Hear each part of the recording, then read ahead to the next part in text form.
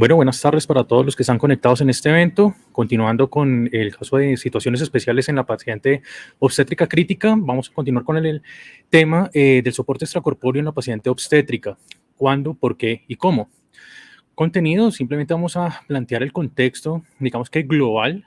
de la paciente crítica obstétrica, definir cuándo iniciar el soporte extracorpóreo, definir obviamente el por qué, cómo, posteriormente dos escenarios reales de esta terapia y posteriormente definir las conclusiones globales de este tema. Entonces, entrando en materia, el contexto, vamos a hablar algo de epidemiología. Vemos que según cifras de la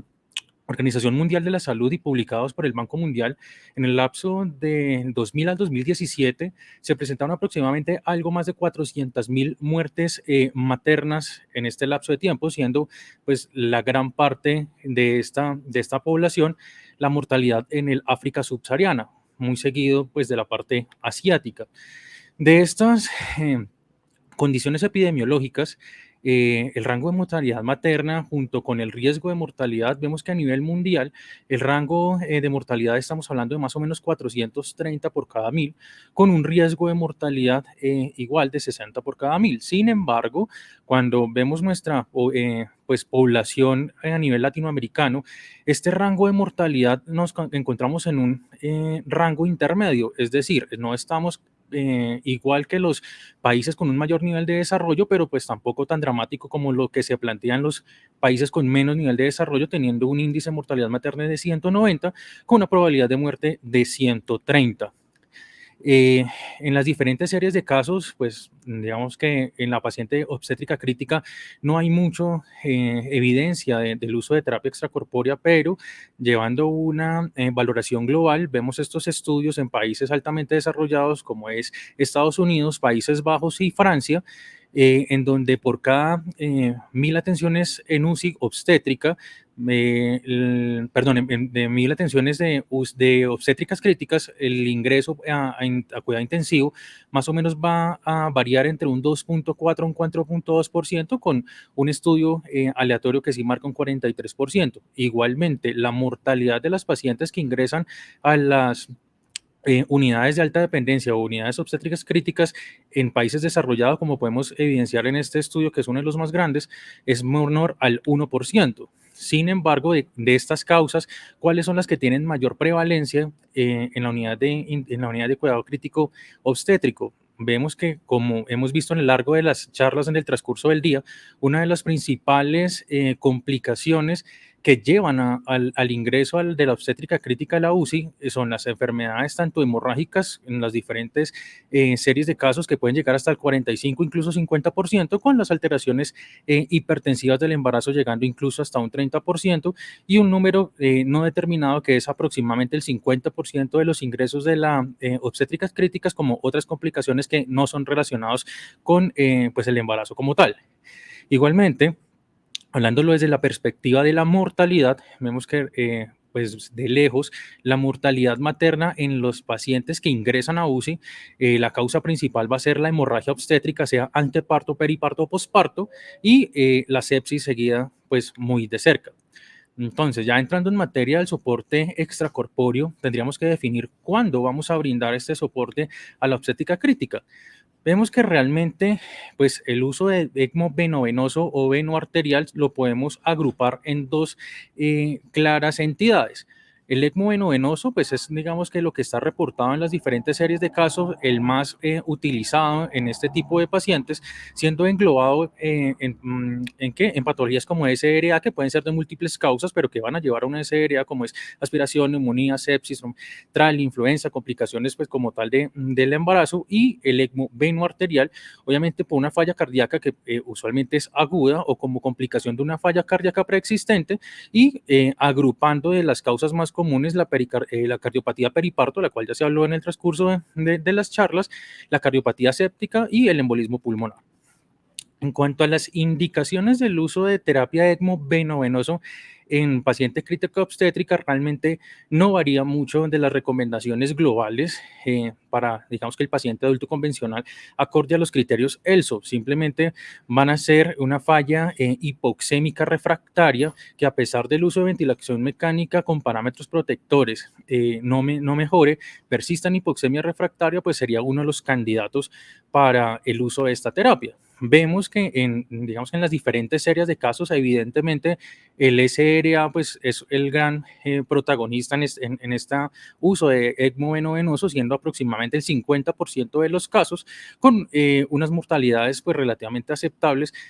siendo digamos, de peor pronóstico en las pacientes que se utilizó ECMO venovenoso como manejo de la hipertensión pulmonar, con una mortalidad que llega al 50%, pero que debemos tener en cuenta que las pacientes que requieren este tipo de terapia son pacientes que se encuentran en unas condiciones críticas extremas. Asimismo, para el uso de la terapia ECMO en condiciones de configuración venoarterial,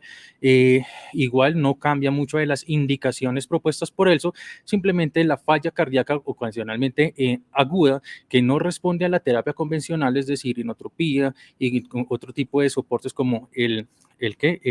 uso pues, de inotrópicos a altas concentraciones y a altas titulaciones. Es clarísimo que el ECMO venoarterial en el concepto de la paciente obstétrica crítica usualmente va a ser por la falla cardíaca aguda, con una mortalidad relativamente baja, con unos índices de sobrevida que pueden llegar a ser cercanos al 80%.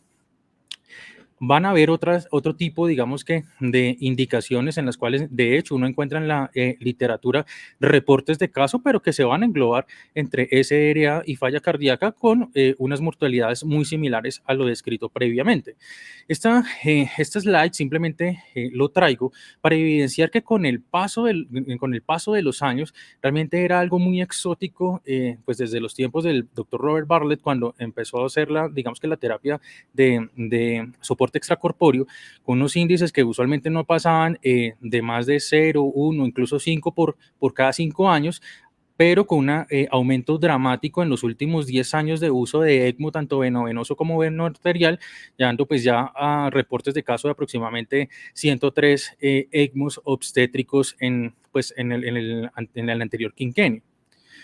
Siempre teniendo en cuenta que la terapia ECMO va a ser un puente sea venoarterial o venovenoso, pero con el fin de lograr llegar a un objetivo, es decir, trasplante pulmonar, trasplante cardíaco, la recuperación, el uso de un soporte, pues sea mecánico en el caso del ECMO venoarterial a largo plazo, o lastimosamente cuando no se logra llegar pues digamos, a una curación o llegar a alguno de estos puentes, pues tomar la decisión de suspender la terapia. ¿Cómo? Teniendo claro las contraindicaciones para el uso de esta terapia. Es muy similar, digamos, que a las recomendaciones realizadas por ELSO, las cuales para el uso del ECMO venovenoso, pacientes que no tengan más de 10 días de ventilación mecánica, asimismo que no tengan ningún tipo de contraindicación para uso de anticoagulación, que no tengan enfermedades hepáticas severas, los cuales estarían en directa relación obviamente, con el uso de la anticoagulación, que tenga hemorragias mayores y que no sean controlables, que tengan algún tipo de contraindicación para el uso de hemoderivados, que tengan algún tipo de grado de inmunosupresión mayor, entre otras. Junto para el uso del ECMO venoarterial, pues también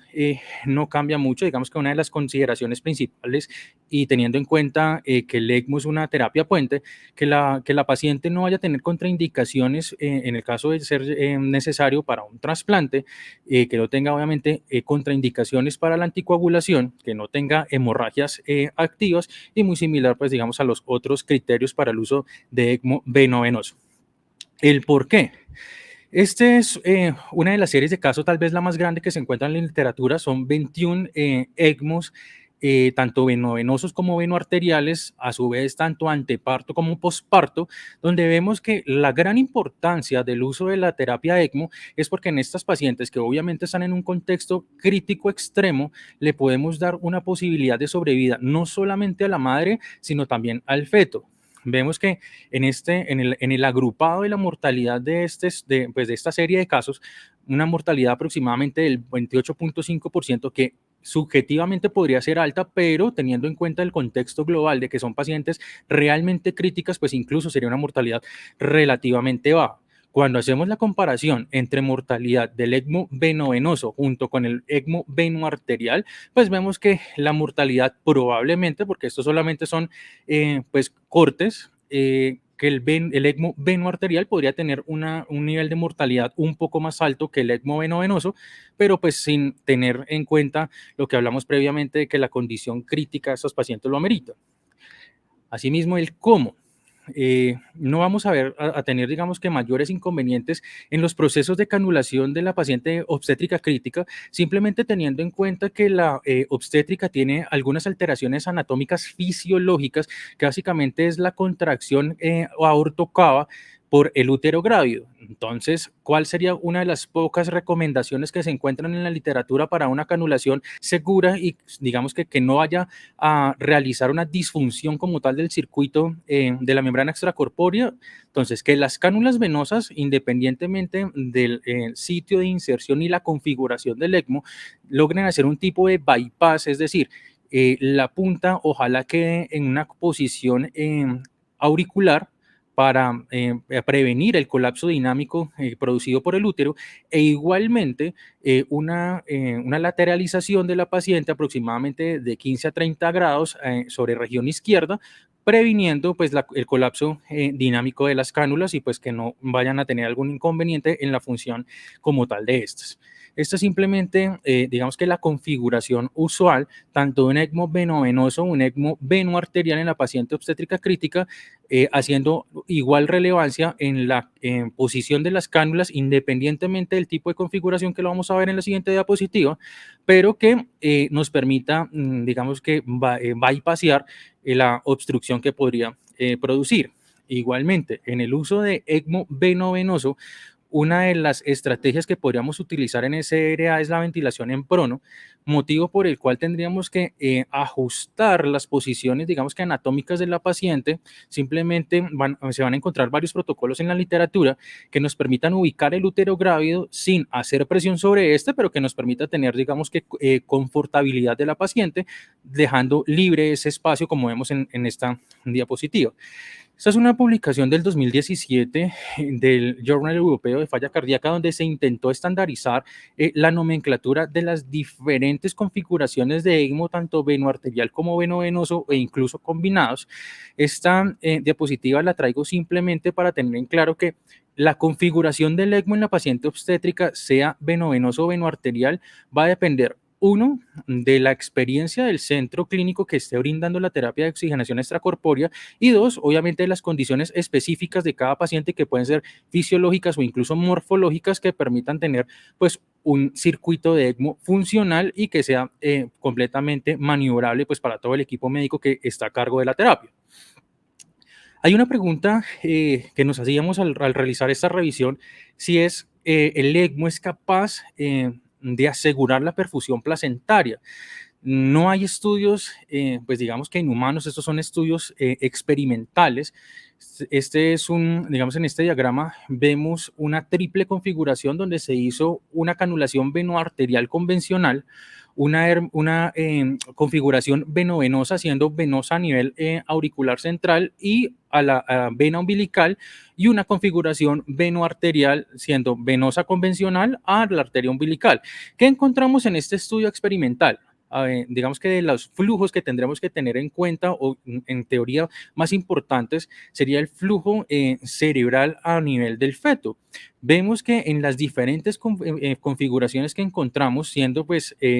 la más aplicable y con más plausibilidad biológica, la configuración venoarterial convencional, que asegura los flujos cerebrales pues en el feto en los diferentes tipos de configuración, motivo por el cual podríamos extrapolar estos datos y decir que se podría inferir que el uso de cualquier tipo de configuración venovenosa o venoarterial podría pues asegurar la perfusión placentaria, teniendo en cuenta que el circuito fetoplacentario y materno no tiene una autorregulación como tal. En cuanto a las, en cuanto a las complicaciones,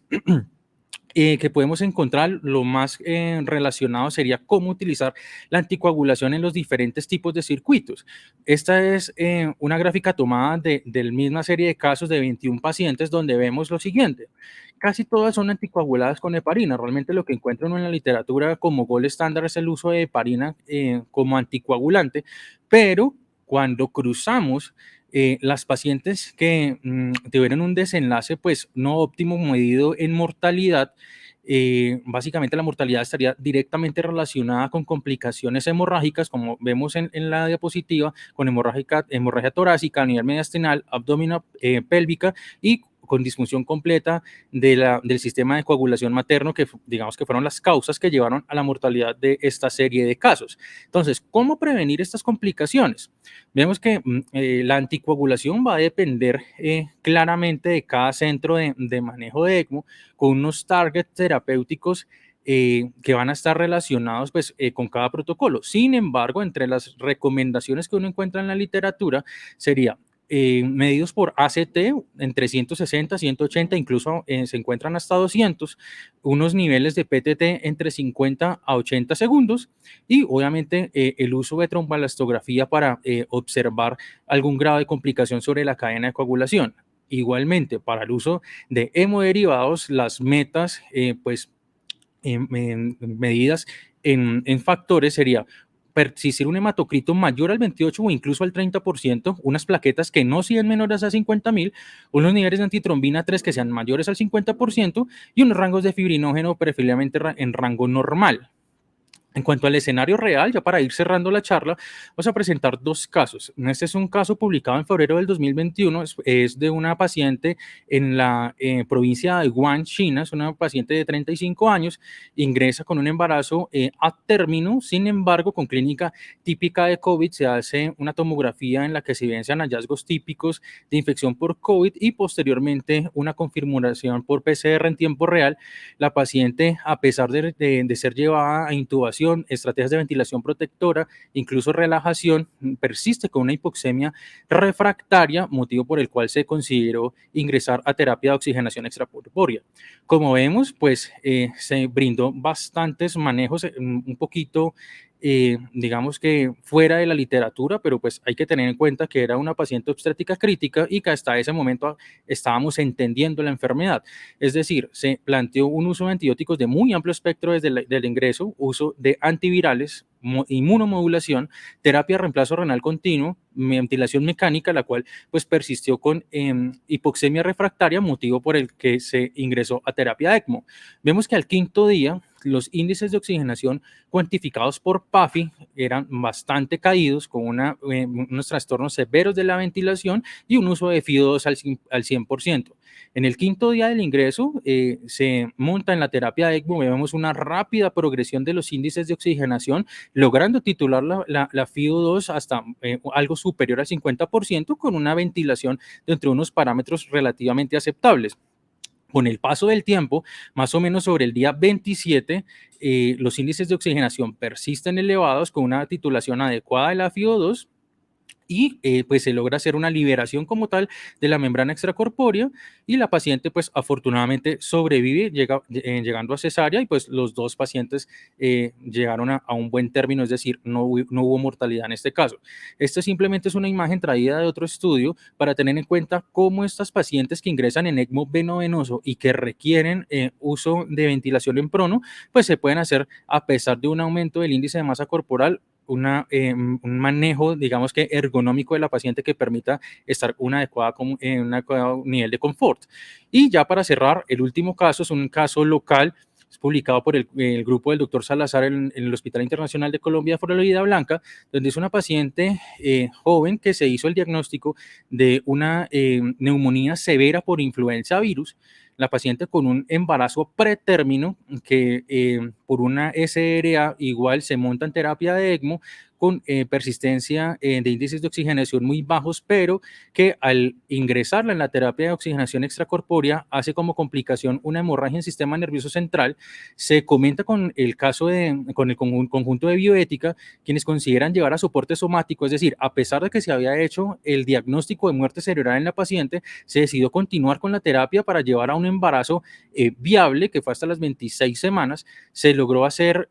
pues la cesárea emergente. Evidentemente, pues la paciente fallece, pero en el momento de la publicación de este artículo, el paciente ya iba a llegar sobre los 2 años de vida sin ningún tipo de complicaciones, por lo cual vemos que el uso de ECMO puede llegar pues ser hasta unas condiciones bien dramáticas. Ya para concluir, pues vemos que el ECMO en paciente obstétrica es un escenario muy poco frecuente.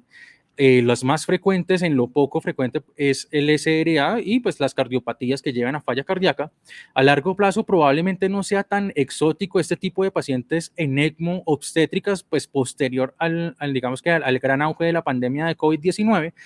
Esta terapia mejora la mortalidad materno-fetal en condiciones críticas externas, pero que sean reversibles, obviamente. O sea, hay que tener muy claros los criterios de ingreso a esta terapia y el ECMO será suficiente para asegurar la perfusión placentaria. Como un mensaje final, la terapia ECMO en la obstétrica crítica siempre será un reto para el intensivista y será necesario un equipo multidisciplinar con amplia experiencia en el uso de esta terapia con el fin de lograr mejores desenlaces. Muchas gracias.